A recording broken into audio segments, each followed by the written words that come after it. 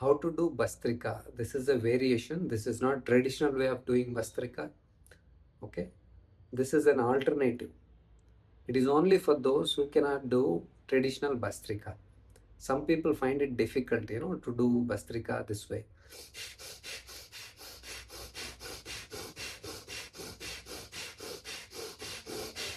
This is how we do traditional way of Bhastrika. Okay. For some people, I have seen a lot of people, they cannot do it somehow. I don't know why. They don't feel like doing it for a longer time. They'll do only few seconds or few rounds and then they'll stop. Okay. For those, you can do with hands support. How? While inhaling, raise your hands. While exhaling, bring the hands down. Okay. Inhale, exhale. Inhale, exhale.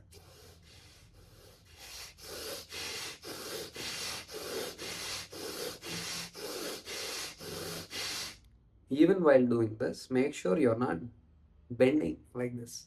You should not bend. Some people bend along with exhalation. Don't do that. You are just moving your hands. Don't move the spine. Don't bend the spine. Okay. First of all, this is not traditional way of doing. If you want to do initially, you can do it for few days, and then you can get back to traditional way of doing. Okay. Otherwise, you can do few rounds this way, and you can do few rounds in traditional way of Bhastrika. Slowly, practice. Once you get used to it, then you can do traditional way of Bhastrika. Okay. Observe the spine. Don't bend the spine. Okay.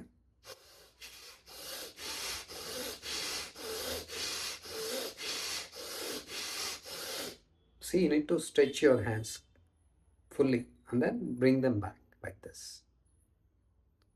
While you are raising, you can see the ribs are getting opened.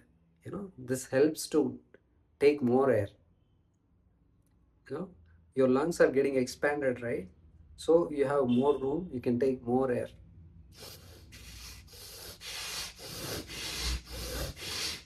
My hands are going, see, upwards, side, and then coming back. You can do this way also. But you need to raise your hands completely. Can you see this? When I'm lifting my hands, it's getting opened, laterally.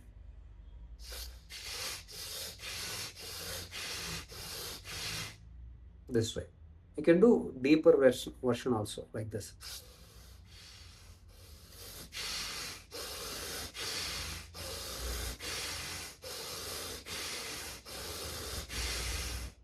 And then Kumbhaka.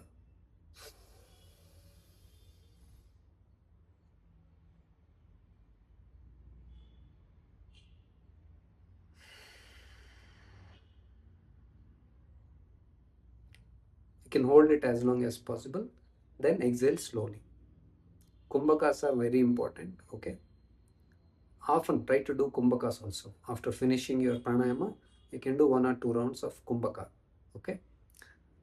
This is how you should practice pranayama, okay? So, as I said, this is not traditional way of doing. You can practice for few days. Once you are used to that, don't depend on this completely, okay? As I said, mix it. Few counts this way, few counts the other way. Few counts this way, few counts the traditional way. That's how you should do it.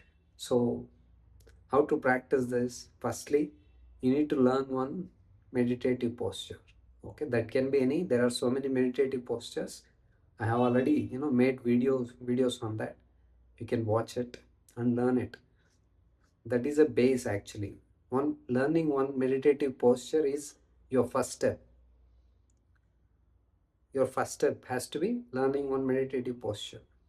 You may not get it on day one only, but try to practice every day. That can be anything, there are so many, right? Vajrasana is the easiest one. You can do that. Guptasana is very easy. You can practice that. You can do Siddhasana, Padmasana. If you cannot sit in those asanas, you can practice Ardha Padmasana. If you can't sit in Ardha Padmasana too, you can sit in Sukhasana.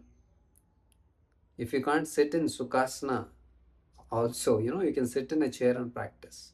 If you have any problem, health issues or something. If you can't sit on mat, if you can't sit in asanas, you can practice in chair. That is okay. So asana, see now, right now, this is Ardha Padmasana.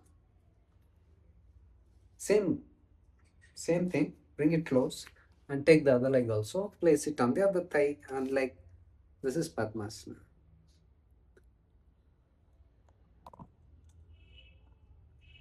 So any asana, choose one, whichever is comfortable for you. You should be able to sit in that asana at least for 10-15 minutes. I'm saying at least. If you go further, if you're going to higher levels, we'll do pranayama for longer time, right? Kapalabhati for 10-15 minutes, Bhastrika for 5 minutes, Anuloma Viloma for 10-15 minutes. Then this asana is very important. That is why you should learn one meditative posture. So practice this meditative posture. Choose one, practice it regularly. Initially, you might find slightly difficult, but after a few days, you can start experiencing, good things, better things. You can feel good, right? After sitting in asana, there are a lot of benefits while sitting in asana.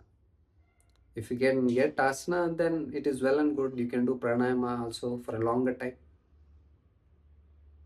The chakras also will get aligned if you sit straight. That's the importance of asana. You have to sit straight. Don't sit like this and do pranayama. Don't sit like this. The spine, neck, head should be in one line. That's it. That is the meaning. That is the purpose. Don't keep like this stiff. Not necessary. Not correct. So as I said, practice this Bhastrika. Along with this, practice traditional way of Bhastrika also. Practice this regularly to get the benefits out of this.